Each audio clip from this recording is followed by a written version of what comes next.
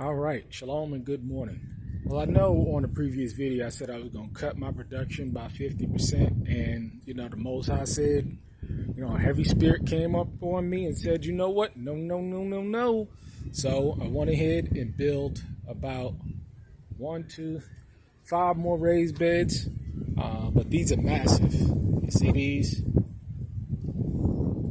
And so I can walk up to each one of them.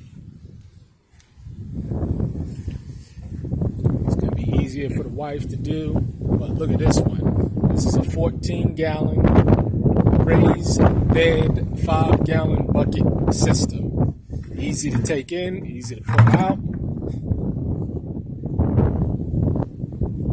Perfect. I'm going to go ahead and trim it out on the tops, cover up the nails and stuff, and then go ahead and paint it red.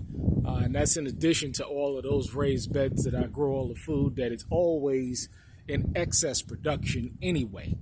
So the name of the game is to get the CSA on and popping. We're working on the website now, and the key is that there's going to be so many opportunities for people that are in this space because, of course, food is getting more expensive, trucking and everything. So local farmers and local homesteaders, people that are doing organic farming on this scale, that don't depend on their dirt, don't depend on their organic fertilizers, don't depend on any of their systems. We can do it ourselves and grow even healthier food, as well as have an abundance and excess. Now, again, this is all excess on top of the excess that I already have.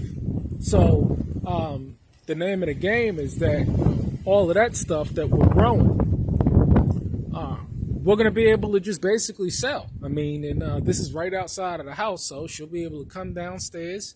The wife, the children, they'll be able to come downstairs, pick some good organic food, and go right back inside the house.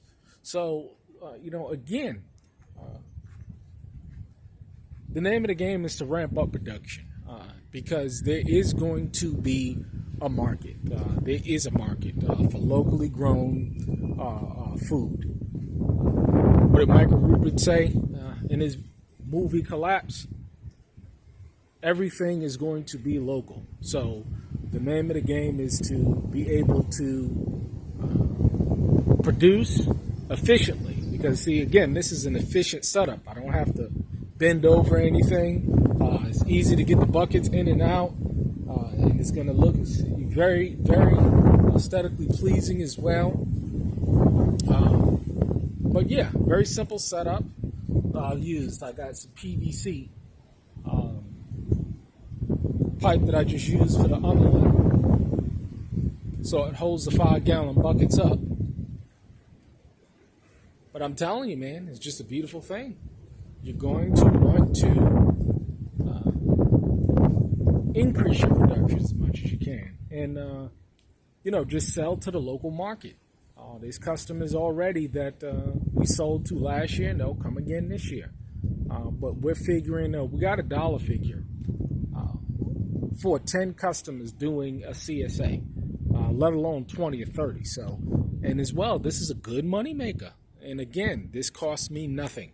I had all of these materials, all of this wood that you see is old pressure treated wood from a deck tear out. And again, what I'm going to do is, you see, when you cut into it, you can see that it's still good quality wood on the inside. See that? I mean, you can tell. So the name of the game is to cover it up, trim it out with some nice wood, stain it or paint it, and it'll look brand new. You're not going to even know the difference. And I'll get many more years worth of service out of this wood because it'll be painted as well as covered with the trimming and stuff. So I'll get many more years worth of service out of this wood.